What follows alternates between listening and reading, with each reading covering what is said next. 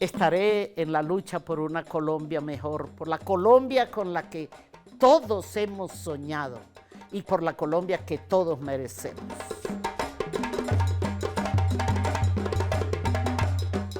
Soy Imelda Daza Cotes, senadora de la República por el Partido Comunes. Soy una mujer caribe, apasionada por la docencia y por la política, constructora de paz hoy en día.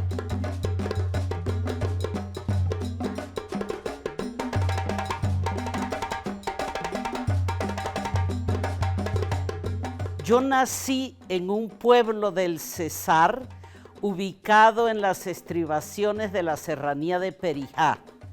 Pero allí solo viví los primeros 4 años, porque entonces ocurrió el asesinato de Jorge Eliezer Gaitán, que provocó en el departamento de Norte de Santander un desplazamiento masivo de liberales que buscaron refugio en la serranía de Perijá y muchos llegaron a mi pueblo natal. Allí la vida se complicó porque estos migrantes venían cargados de rabia, de dolor, de resentimiento, y eso lo reflejaban en su comportamiento. Mis padres entonces decidieron que la familia se mudara a Villanueva, Guajira. De allí era mi papá. Entonces allí me crié, en Villanueva, Guajira. Puedo decir que fui desplazada a los 4 años por razones políticas. En Villanueva, Guajira, un pueblo totalmente distinto al que yo había dejado. Yo había dejado un pueblo cafetero, de buen clima, de muchas flores, de vegetación exuberante, linda, y llegué a La Guajira semidesértica, escasas lluvias, escasa vegetación. Entonces para mí fue un cambio muy brusco que todavía recuerdo en mis sentimientos. Ahí en Villanueva tuve la fortuna de que llegaron ese año unas monjas misioneras de la Madre Laura que abrieron un kinder. Entonces yo pude ir al kinder a los 4 años y fue como una manera de superar las nostalgias por Manaure.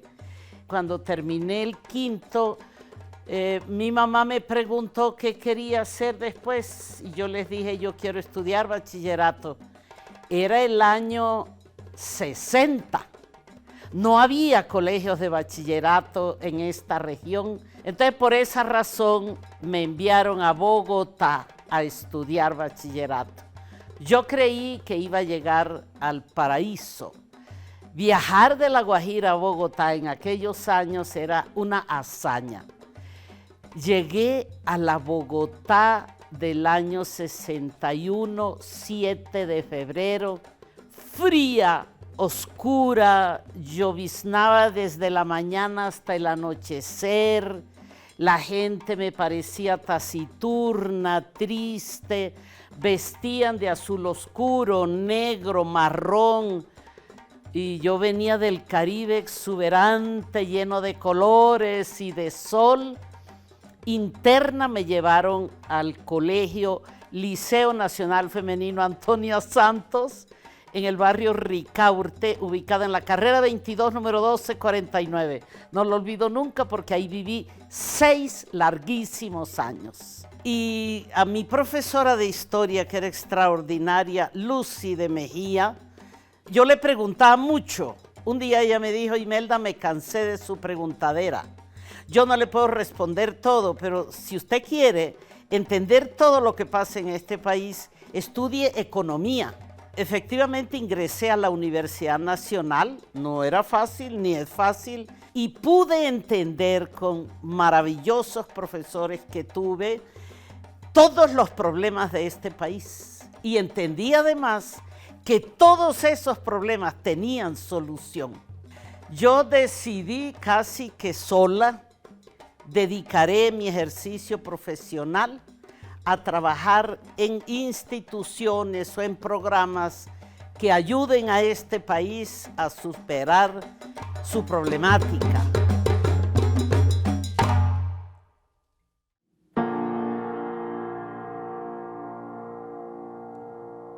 Luego de terminar mi carrera no quise quedarme aquí, yo añoraba mucho el Caribe, entonces decidí regresar. Me fui a trabajar al Magdalena en el proyecto del INCORA. Estaba en auge la implementación de la reforma agraria, que para mí mi primer trabajo y mi primera frustración política, porque encontré allí un programa que consistía en devolver a los campesinos las fincas bananeras que la empresa United Fruit Company había dejado. El gobierno había comprado y las había dado en arriendo a empresarios del Magdalena, pero era un deber devolverlas entonces a agricultores, a campesinos, cultivadores de banano. Ese fue el programa que a mí me plantearon y me dijeron, usted tiene que organizar a los campesinos como empresarios comunitarios, capacitarlos para que ellos reciban las fincas y operen como tal. Ese trabajo lo hice rapidísimo, con gran entusiasmo. Yo tenía 23 años, toda la energía y la convicción de que iba a contribuir a resolver un problema en el Magdalena. Bueno, en pocos meses me di cuenta que no era así, que los abogados del INCORA, en connivencia con los arrendatarios de las fincas, no tenían la más mínima intención de devolver las fincas. Yo comprendí el tema y los campesinos que me reclamaban a mí, un día les dije, nos reunimos y yo les voy a contar la verdad. Eso hice. 3 días después llegó fulminante mi destitución del INCORA. El director Jorge Torres Lozano me despidió porque yo estaba subvirtiendo el orden en el departamento del Magdalena. Decidí entonces irme para Valledupar. No había vivido nunca en esta ciudad, pero digamos que Valledupar era la ciudad en esa región de sur de La Guajira y el nuevo departamento del Cesar. Entonces me fui a esta ciudad que me atraía muchísimo por la música, porque Valledupar era el centro de todo en esta región. Un grupo de personas, de profesionales jóvenes en Valledupar, entre ellos Ricardo Palmera, más conocido como Simón Trinidad, era también profesor en esa institución educativa y un día concibimos la idea de convertir eso en una universidad. Y trabajamos con estudiantes, profesores y demás. Un senador del Cesar trajo esa iniciativa aquí al Congreso y en un plazo muy rápido se aprobó la ley y se creó la Universidad Popular del Cesar. Ahí pude desarrollar mi gran pasión por la docencia. Inicié mi vida política en Valledupar con el nuevo liberalismo. Luis Carlos Galán y Rodrigo Lara Bonilla, 2 personajes que si no hubieran desaparecido del escenario político, hubieran incidido mucho en la vida colombiana y este país no sería el país tan violento que es hoy. Es de lamentar, yo todavía lo lamento. No quisimos seguir con ellos porque el éxito electoral que tuvo el nuevo liberalismo, yo fui elegida concejal de Valledupar por ese movimiento y por primera vez una mujer fue elegida presidente de ese consejo. No nos satisfizo del todo porque muchos liberales de esos que nosotros criticamos y que Galán también criticaba, pidieron vinculación al nuevo liberalismo, entonces dijimos vamos a caer en lo mismo.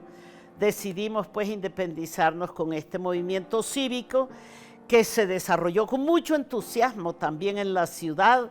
La juventud toda se sintió atraída por el movimiento que llamamos Causa Común.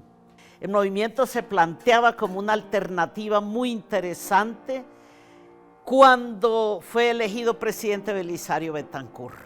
Y Belisario, pues como poeta, literato, romántico, idealista, a pesar de conservador, dijo que su bandera era la paz. Creó una comisión de paz que se fue a la selva, no recuerdo, a la Uribe, creo que le decían al sitio, a negociar con las FARC la paz. Y rápidamente, en cuestión de meses, acordaron cese bilateral de fuegos y la creación de un nuevo movimiento político que llamaron Unión Patriótica. Cuando nos enteramos de la Unión Patriótica nos pareció muy interesante. Primero, porque era el fin de la guerra, el fin de la confrontación. Y decíamos, esto es otra Colombia, es un nuevo futuro, claro que a esto hay que apuntarle. El movimiento Causa Común entró completico a ser parte de la Unión Patriótica y sin duda éramos la fuerza protagonista. También ingresó el Partido Comunista, claro, muchas organizaciones sindicales y para entonces había llegado a la Sierra Nevada, habían llegado las FARC, el Frente 19 creo que se llamaba. Ellos también con licencia pues del presidente de la República y con una facilitadora que tuvo todo este proceso que fue Consuelo Araujo Noguera, que contribuyó al acercamiento entre los guerrilleros de la FARC con nosotros, Unión Patriótica. Así fuimos a las elecciones de marzo del año 86 y el resultado electoral fue sorprendente para todos. La Unión Patriótica eligió 9 senadores y 6 representantes a la Cámara en una primera elección, o sea, esa hazaña nadie la ha repetido. Pero la reacción del establecimiento a ese éxito electoral de la Unión Patriótica fue macabro. Se organizó un plan de exterminio físico de los líderes de la Unión Patriótica. Todos los que nos fuimos de la ciudad, la mayoría nos exiliamos, estamos vivos. Han muerto 2 de los líderes de muerte natural. Todos los demás sobrevivimos. Los que se fueron a la guerrilla, los que se vincularon a la insurgencia, todos viven. Los que se quedaron, que fueron muchos, todos fueron asesinados.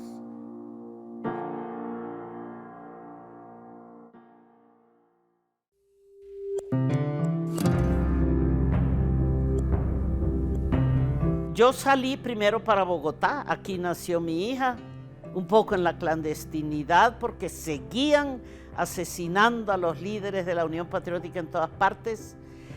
Y un día cualquiera, una amiga que ya se había exiliado en Suecia me contactó y me sugirió que me fuera a Suecia, que allí con seguridad tendría asilo.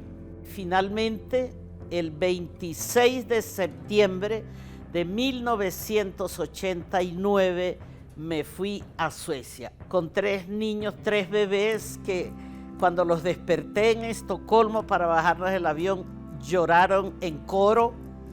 No los podía calmar. El mayor, que era el que hablaba, tenía 5 años, me decía, ¿y qué hacemos aquí? ¿A dónde llegamos? ¿Por qué no nos vamos para la casa? Yo creí que veníamos era para la casa, en fin. Así hice la cola en el aeropuerto para pedir asilo allí mismo. Entonces, el policía que vio, que estaba en la ventanilla y que vio mi angustia de una niña con pañales y con teteros y los otros 2 llorando, apagó las lámparas de su cubículo y se vino a ayudarme con mi equipaje, cargó la niña, la calmaba para que no lloraran, me llevó a la oficina de la policía. Yo no sabía mucho y dije, me van a devolver, porque ¿por qué me traen a la policía? En sueco policía es police, yo sabía perfectamente dónde estaba y hombres uniformados. No, pues al minuto apareció un chileno intérprete que me dijo, la policía te acaba de recibir, te aceptan aquí, presenta tu solicitud y ahora te vamos a llevar a un campamento Cuando me dijo campamento, yo me imaginé una carpa. Y decía, ¿esto qué será el campamento? No, pues vino una buseta, nos recogieron las maletas y nos llevaron a un súper hotel donde nos dieron un apartamento para quedarnos. Me dieron una chilena que trabajaba ahí, me dio toda la ilustración sobre los niños, el servicio médico, el comedor, los sitios de recreación, toda la ilustración muy completa. Y bueno, al día siguiente, llegamos un poco en la noche, al día siguiente ya inicié el proceso de conversación y entrevistas con la policía. Allá eso lo atiende la policía, que es muy profesional. Y sí, después de la entrevista me preguntaron si me quería quedar en Estocolmo, dónde quería vivir. Dije, pues yo quisiera ir al pueblo donde vive la única persona en Suecia que yo conozco, que es una amiga colombiana.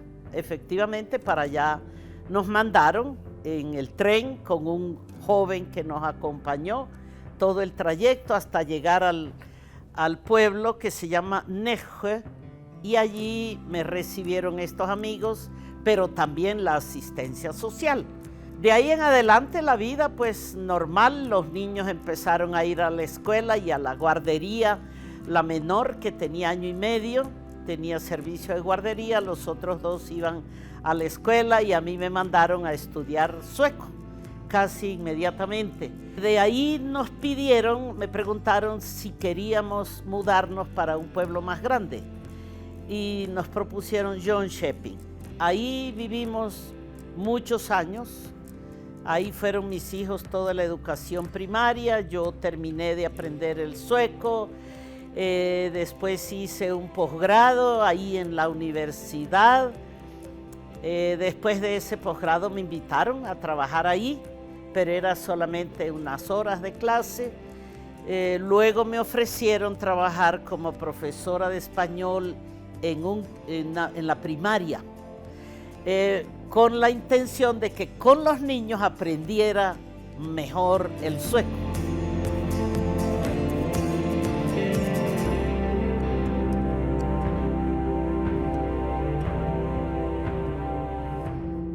La vida en Suecia fue de alguna manera maravillosa, pero con todo y eso, lo paradisíaco que es ese bellísimo país, nunca sentí que ese era mi lugar, nunca.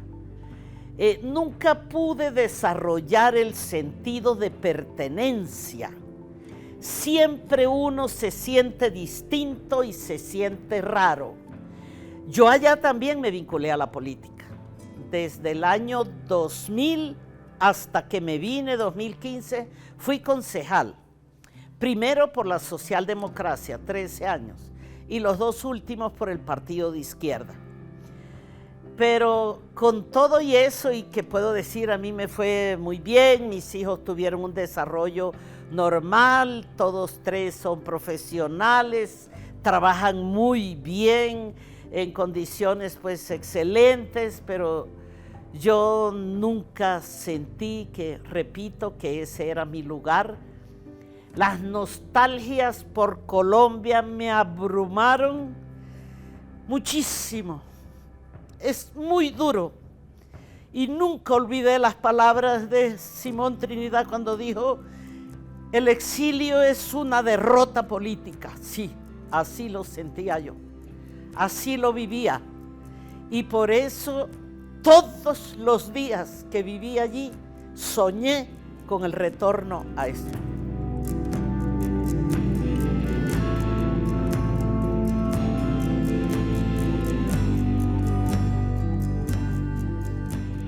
Cuando ya me pensioné, cualquier día que me invitaban a una actividad y a otra, las asociaciones de pensionados, atrayéndome para que me vinculara. Eran tonterías todo eso a lo que me invitaban, y de repente le dije a Flavio, mi esposo, yo no me voy a quedar aquí entreteniendo el día a día mientras llega la muerte. Eso es lo que uno hace aquí como pensionado. no tenemos más familia, ya los hijos se fueron de la casa, ya organizaron sus vidas. Esto aquí no va a tener sentido, esta vida así. Entonces llegué como a la convicción de que me tengo que ir. Y poquitos meses después se dio el encuentro en Oslo de las FARC, el gobierno colombiano y el gobierno de Noruega. Sobre todo el discurso de la canciller noruega me hizo ver que aquí se iba a dar un acuerdo de paz, que los noruegos no iban a ensayar, que si se comprometían con esto estaban seguros de que se iba a llegar a un final como el esperado y el deseado. Ese día, que creo que fue en un noviembre, yo dije, este es el camino y la hora para retornar a Colombia. Y bueno, surgió una circunstancia con una víctima del Cesar, víctima de la Unión Patriótica del genocidio, y la unidad de víctimas se vio precisada hacer un acto de desagravio a esta víctima, y ellos pidieron que yo asistiera a ese acto de desagravio, porque yo era la que había hecho la denuncia. Vine a ese acto de desagravio en Becerril, Cesar, y cuando me encontré con los hijos de mis compañeros que habían sido asesinados, ya los encontré adultos, padres de familia, profesionales, fue durísimo ese encuentro. Lloramos toda una tarde recordando cosas porque ellos y sobre todo los nietos no sabían nada de esos abuelos ni de esos padres que habían asesinado. Entonces contarles a ellos las vivencias mías con su abuelo, con su padre, con su hermano fue durísimo, pero yo sentí al mismo tiempo la complacencia con la vida de que me permitiera hacer eso. Ahí me ofrecieron entonces que fuera candidata a la gobernación del Cesar. No, yo vine con un tiquete de 20 días, yo ni siquiera traje ropa, no, esto no se puede. Bueno, otra reunión al día siguiente, al tercer día ya me convencieron de que sí. Yo tampoco necesitaba mucho, ni que me rogaran, entonces sí me lancé a la candidatura a la gobernación. Era julio y las elecciones eran en octubre. Yo les decía a ellos, aquí ya ni se acordarán quién soy yo, pero no, la gente sí se acordaba. Los contrarios a la Unión Patriótica, claro que se sorprendieron de mi retorno y no les agradó ni poquito. Lo expresaron además, pero otra gente que también se acordó tenía pues el mejor recuerdo. Entonces me lancé a la campaña con el único propósito de que el nombre Unión Patriótica se volviera a escuchar y que otras opiniones y otra visión del departamento se hiciera sentir. Bueno, después de eso me invitaron a La Habana a hablar de la diáspora colombiana, a hablar de los colombianos que viven en el exterior y de los colombianos exiliados. Me pidieron que hiciera pedagogía por la paz. Entonces tuve la fortuna de tener el apoyo necesario para recorrer el país poblado, explicándole a la gente, con todo el material que me habían dado en La Habana, explicando qué era lo que se negociaba, porque el común de la gente no sabía qué era lo que se negociaba, para qué se negociaba, a quién iba a beneficiar eso que se estaba acordando allí. Después de eso me invitaron a ser vocera de paz. Ya aprobado el acuerdo en Cartagena y en el Teatro Colón. Se trataba de normativizar el acuerdo, de formalmente crear los organismos JEP, Unidad de Búsqueda de Personas Dadas por Desaparecidas, y la Comisión Esclarecedora de la Verdad. Un año estuve en la Cámara, fue difícil en ese ambiente absolutamente contrario a la paz, pero bueno, se hizo la tarea. Luego regresé a Valledupar y por un momento me invitó el nuevo partido que surgió del acuerdo, que se llamaba Fuerza Alternativa Revolucionaria del Común. me invitaron a acompañar a Timochenko como candidato presidencial. Eso no alcanzó ni siquiera a registrarse porque las voces contrarias y las agresiones recibidas no nos permitieron inscribir siquiera las candidaturas. Fue un ejercicio intenso y de miedo, pero bueno, se hizo esa tarea también muy breve. En Cartagena, cuando hacía campaña por el plebiscito, fui víctima de un atentado, el 6 de mayo del 2016. Faltó muy poco para que nos asesinaran a 16 personas que estábamos reunidas en un salón que tenía una sola puerta, un segundo piso. Pero la habilidad de un escolta, de un líder sindical, impidió la tragedia. Eso, claro, me asustó muchísimo. Mis hijos también en Suecia se alarmaron, pero una semana me duró el miedo, el pánico, lo superé y continué. Ahora en esta ocasión, pues en estas elecciones, el Partido Comunes me invitó a ser parte de la lista de 5 senadores a que tienen derecho por acuerdo de paz. Gustosa acepté la invitación y aquí estoy en este congreso difícil. Ha sido el proceso de acomodamiento por el caos en que yo veo desenvolverse todo aquí, y después de 26 años de disciplina sueca, de riguroso orden en aquel país, yo me había desacostumbrado a esto.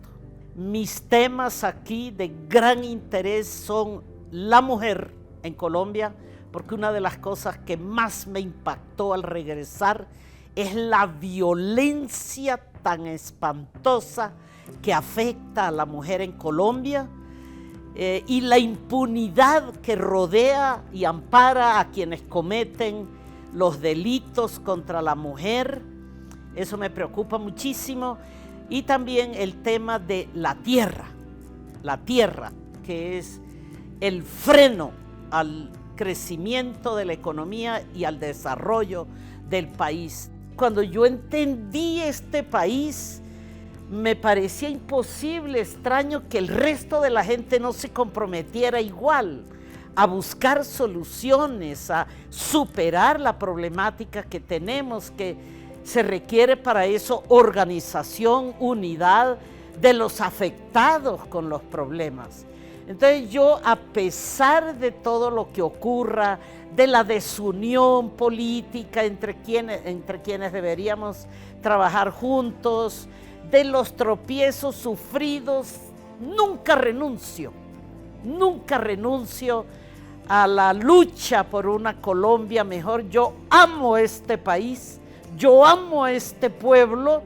Cuando regresé, que hice ese recorrido por todas partes, descubrí que de verdad Colombia tiene un pueblo de gente buena, de gente honrada y de gente trabajadora. Los pillos aquí son muy pocos, pero tienen todo el poder. Ese es el problema.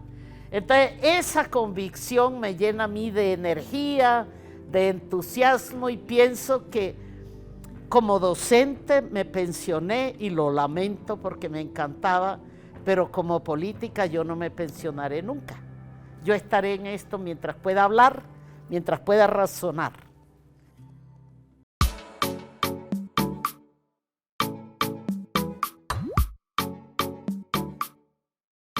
Al pueblo colombiano yo le quiero transmitir un mensaje de optimismo. El triunfo de Gustavo Petro es algo con lo que yo soñé desde mi adolescencia. Entonces, haber logrado esto con un programa de gobierno que comparto plenamente es una gran oportunidad histórica para los colombianos. Yo pido paciencia y comprensión con lo que se está haciendo, porque tampoco se pueden los milagros. En política no existen. Es un esfuerzo de todos. El año entrante hay elecciones. Para mí es la tercera vuelta. Tenemos que ganar también. Así como elegimos a Petro candidato y a Petro presidente, hay que ganar el año entrante para confirmar ese triunfo y que los 3 años siguientes sean los de las grandes realizaciones. Ya han cambiado muchas cosas y estamos logrando el cambio y la transformación de Colombia en medio de la legalidad, de la civilidad y por las vías democráticas. Entonces, mi mensaje es de entusiasmo, de alegría, de continuar respaldando a Gustavo Petro, el gran líder, para transformar a Colombia. Si es posible lograrlo.